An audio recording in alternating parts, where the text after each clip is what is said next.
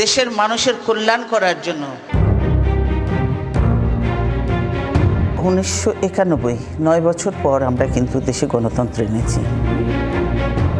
1991 সালে প্রথমবার প্রধানমন্ত্রীর দায়িত্ব নিয়েই উচ্চশিক্ষার নতুন দিগন্ত খুলে দেন প্রধানমন্ত্রী বেগম খালেদা জিয়া। 1992 সালে তার উদ্যোগেই পাশ হয় বেসরকারি বিশ্ববিদ্যালয় আইন। দেশের উচ্চশিক্ষায় প্রথম চালু হয় বেসরকারি বিশ্ববিদ্যালয়। বঞ্চিত, অবহেলিত ও ঝরে পড়াদের কাছে শিক্ষার আলো পৌঁছে দিতে 1992 সালে আইন করে বাংলাদেশ উন্মুক্ত বিশ্ববিদ্যালয় প্রতিষ্ঠা করেন তিনি। বেগম খালেদা জিয়ার সময়ই 1993 সালে প্রাথমিক শিক্ষাকে বাধ্যতামূলক করা হয়। প্রাথমিকের মান উন্নয়নে প্রায় 5,000 কোটি টাকা ব্যয়ে প্রাথমিক শিক্ষা উন্নয়ন কর্মসূচি বাস্তবায়নের উদ্যোগ নেন তৎকালীন প্রধানমন্ত্রী। প্রকল্পটি ঝরে পড়া শিক্ষার্থীদের আবারও স্কুলে ফিরে আসার সুযোগ করে দেয়।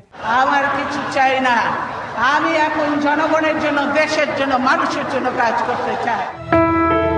নারী শিক্ষার প্রসারে প্রধানমন্ত্রী বেগম খালেদা জিয়ার সময় উচ্চ মাধ্যমিকে ছাত্রীদের বিনামূল্যে শিক্ষার পাশাপাশি বিদ্যালয়মুখী করতে চালু করা হয় উপবৃত্তি। তার সময় দেশে দুটি গার্লস ক্যাডেট কলেজ স্থাপন করা হয় অগ্রাধিকার প্রকল্প হিসেবে। প্রাথমিক শিক্ষার গুরুত্ব বিবেচনায় 2001-6 মেয়াদে প্রধানমন্ত্রী থাকাকালে এ বিভাগকে নিজের অধীনে রাখেন তিনি। 2002 সালে 19 জানুয়ারি তারিখকে জাতীয় শিক্ষক দিবস ঘোষণা করেন তিনি। শিক্ষা খাতে বেগম খালেদা জিয়ার উদ্যোগের সুফলও মেলে। 1991 সালে ক্ষমতা গ্রহণের সময় দেশে সাক্ষরতার হার 30% থেকে তার তৃতীয় মেয়াদ শেষে তা বেড়ে দাঁড়ায় 70%।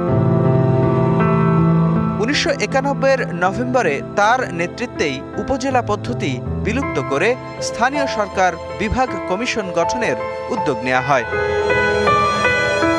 নারীর ক্ষমতায়ন ও শিশু অধিকার রক্ষায় সমাজ কল্যাণ ও মহিলা বিষয়ক মন্ত্রণালয় ভেঙে 1994 সালের 5 মে মহিলা ও শিশু বিষয়ক মন্ত্রণালয় গঠন করেন প্রধানমন্ত্রী বেগম খালেদা জিয়া। দেশের এই বিপদের দিনে দেশকে বিপদ থেকে বাঁচাতে হবে। অর্থনৈতিক উন্নয়ন ও দারিদ্র্যমুক্ত বাংলাদেশ বিনির্মাণে 1993 সালে গঠন করেন বেসরকারীকরণ বোর্ড, যা পরবর্তীতে বেসরকারীকরণ কমিশনের রূপ নেয়। বিনিয়োগ ত্বরান্বিত করতে প্রথম দফায় ক্ষমতায় এসে যুগোপযোগী করেন ব্যাংক কোম্পানি আইন। পুঁজিবাজারে শৃঙ্খলা ও নজরদারি নিশ্চিতে 1993 সালে গঠন করেন নিয়ন্ত্রক সংস্থা সিকিউরিটিজ অ্যান্ড এক্সচেঞ্জ কমিশন। রাজস্ব আহরণ বাড়াতে 1991 সালে মূল্য সংযোজন কর ভ্যাট প্রবর্তন করা হয়। বর্তমানে ভ্যাটই সরকারের সর্বোচ্চ রাজস্ব আয়ের উৎস।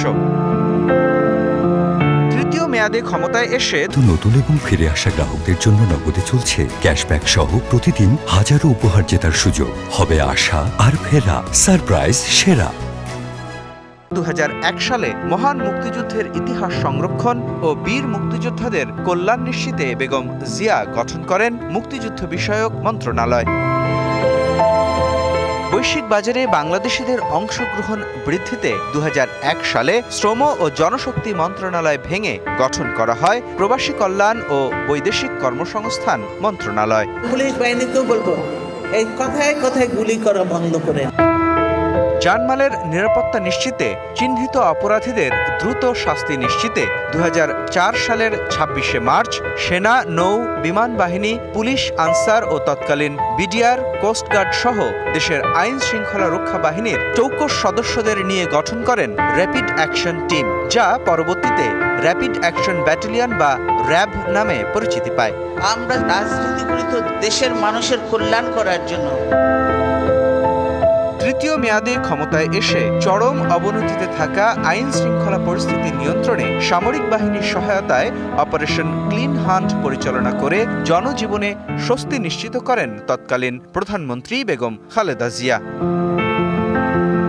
জীবদ্দশায় 5টি জাতীয় সংসদ নির্বাচনে অংশ নিয়ে প্রতিবারই জয়ী হন আপসহীন নেত্রী বেগম খালেদা জিয়া। 3 বার সরকার গঠন করে প্রতিবারই দেশ ও জাতির উন্নয়নে নিজের ব্যতিক্রমী সিদ্ধান্তের স্বাক্ষর রেখে গেছেন অবিসংবাদিত এ নেতা।